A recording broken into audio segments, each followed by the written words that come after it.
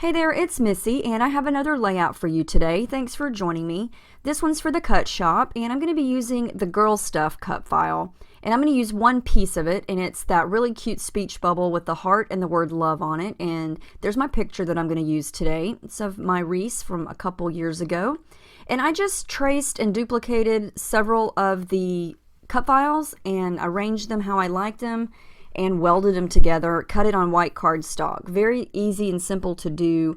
And, when you have something like this that takes up a lot of space on your background, your design is pretty much done for you. So a lot of it is just embellishing once you get it down. So I wanted to use a couple of different collections on this. I'm going to use some of the Amy Tangerine Better Together, I think that's what it's called, collection, and the Chamel Starshine collection. And so this really pretty pinkish red paper that I'm using to back the hearts is from the Amy Tan line, and it's really pretty. It's almost like a watercolor effect on the paper, and there's some lights and darks. There it is right there. I love that paper. I love how you've got some dark pinks and some light pinks. And so I'm just going to trace around each area of that paper where I want to cut to put behind the hearts. And I want all the hearts to be pink. And then I'm going to come back in with some more colors of different papers to back the open parts of the speech bubbles. And this is a fun technique, very easy to do. It's a great way to get lots of color and patterns on your paper without getting too much of it at once. So my original plan is going to change here in a minute, but I was going to use that pink, light pink background paper. And this is the Dear Lizzie Happy Place 6x6 paper pad, and I just went through and chose 5 or 6 different papers that I really liked and I thought would coordinate well with the pink background. And I don't know, I just couldn't make it work. I tried several of the papers, and I don't know if it was the pink background or what, but it just didn't look right to me. And I love how like that gray and white polka dot paper and the teal, I love all that together, but something just, I don't know, I didn't love it. So I changed my mind and I went with the light craft cardstock background instead, and I pulled out the Chamel collection, and I'm going to wind up using a lot of that. And I think it was that navy / royal blue color, kind of a purplish dark blue color, that really drew me into this collection. I love that addition to all these light pinks and yellows and aqua colors. So I'm going to pull that into this layout today, and I'm just going through like I did with the hearts and pick out the papers that I want, cut them out, and glue them behind the speech bubbles there. And this didn't really take a lot of time. It took longer to actually pick out the papers that I wanted to use than it did to actually cut them and glue them down.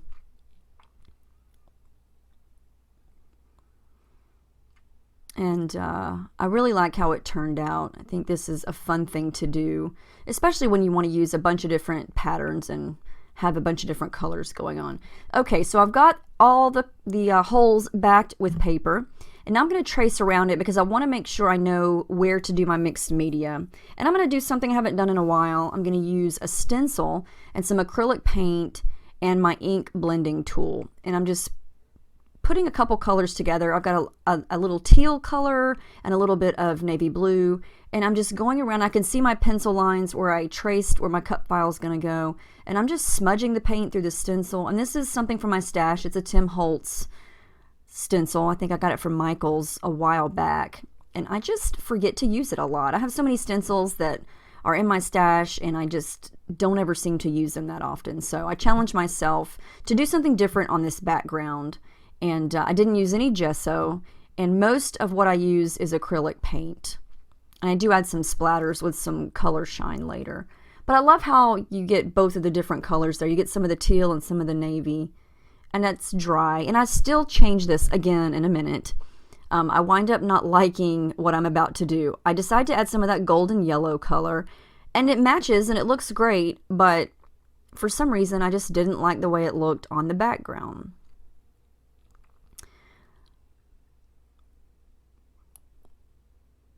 Doing this technique is really addicting because I literally just wanted to keep going and color the whole sheet with this stencil and this paint.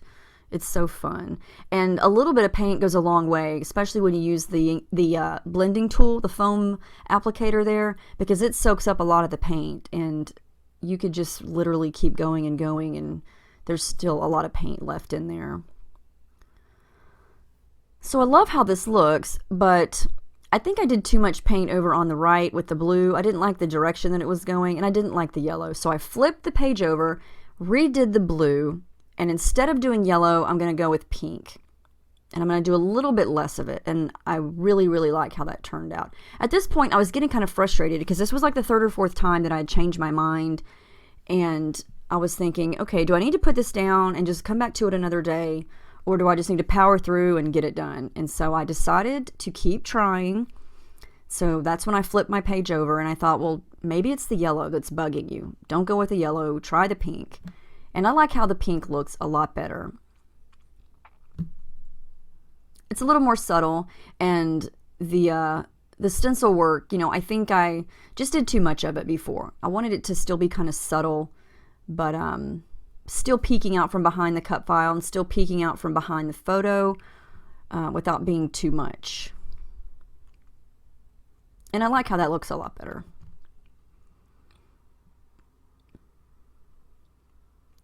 And like I said, it doesn't take a lot of paint if you're going to try this technique if you've never tried it before, because the harder you push down, the more paint you get on the foam, and then the harder you push down, the more the paint squishes out, and it may squish underneath the stencil and make a big blobby mess.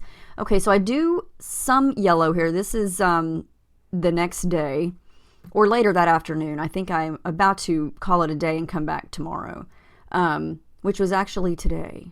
Okay. Now we're getting into time machine travel here. That's beside the point.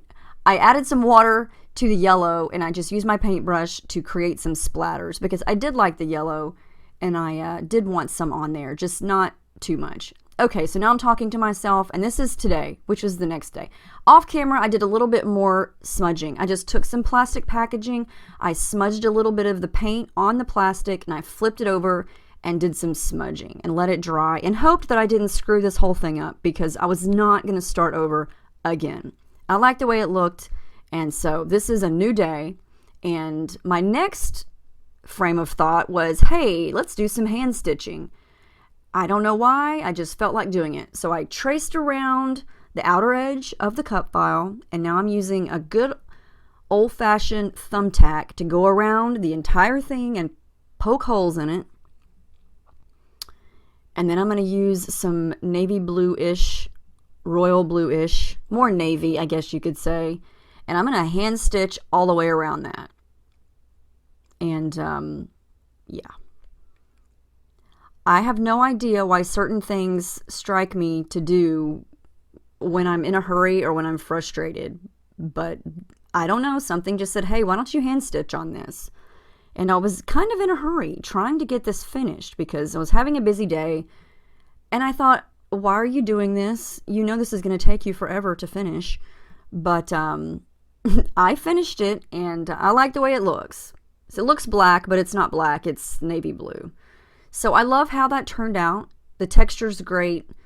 And I think it looks really cool when the cut file is on top of it. And I'm going to use pop dots here, and I'm going to raise the cut file up, and the dimension is going to look really cool, especially with this stitching. So I think I finally have something here that I'm loving. And yeah, that looks cool, I think. I love how that turned out. So I'm going to add a little bit of tissue paper behind my photo, and that's the only thing I'm going to add behind the picture.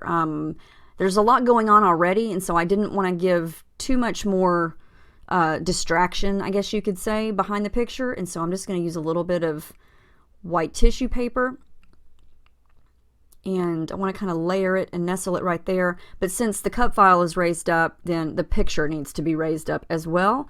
And so I'm going to add the pop dots to that. And now I'm going to come in with some thread. And one thing I like about my photo, and the reason that I started with the picture before I decided on the cut file, and I like the fact that the picture is on the right and she's looking to the left. And so that's where the bulk of the cut file is to the side in which she's looking. So it kind of looks like she's looking at it, if that makes any sense. So that was kind of my thought behind the way I designed the cup file in the first place.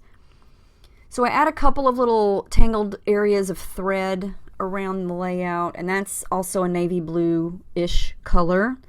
And now I'm going to come back in with some stickers. These are from the Shoppe collection, and they're so pretty. I just love that rich pink color in this collection. And these surprisingly look really nice on the craft cardstock. You know, sometimes those clear stickers, they don't look that great unless you use them on white cardstock. But I was very pleasantly surprised that they looked great right there on top of that. So I do use the flowers, and I just stick some here and there. And there are a couple of different smaller flowers, and so I'm going to use all of those and just stick them around on top of the cup file, kind of overlapping some of the hearts. And I pulled 2 flare buttons from my stash, and these are both from A Flare for Buttons. This first one I mainly chose because the yellow matched, and it had this cute little aqua typewriter on it, and the colors just worked. And on the paper that's inside of that little typewriter, there's a heart, and so I thought that was really cute. And so you can't go wrong with a typewriter and a heart. I just thought it was cute, and it matched, so it's going to go right there with some pink thread under it. And then this is another one that's the royal navy blue color, and it's got a scribbly circle around it, and it says "So Awesome." And again, you know, that's a general type of sentiment that you could use on anything.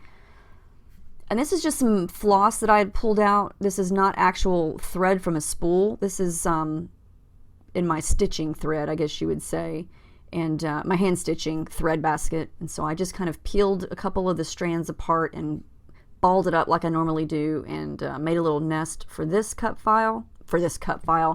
Oh my gosh, that's a flare button. Oh, what a day, what a day. I can't even think straight anymore. Now this is from the Dear Lizzie sticker sheet. This is from Happy Place, and I'm just going to use the word love and stick it right on the picture. The pink matched perfectly. And somehow I realized after I photographed my paper that the nest of thread that I used at the bottom of the layout that I just put there, it disappeared. I don't know where it went. But anyway, there's my final layout. I did add a little title that says "Never Let Go of Your Dreams," and that's from the Shoppe collection. I added the date, and I also added some of the navy blue color shine. So here are the close-ups. I hope you liked this. I had a really good time putting it together. Once I figured out what I wanted to do, it was frustrating in the beginning, but I love the result. I think it turned out really nice. So check out the Cut Shop and let me know if you have any questions. Thanks for watching, and I'll see you next time.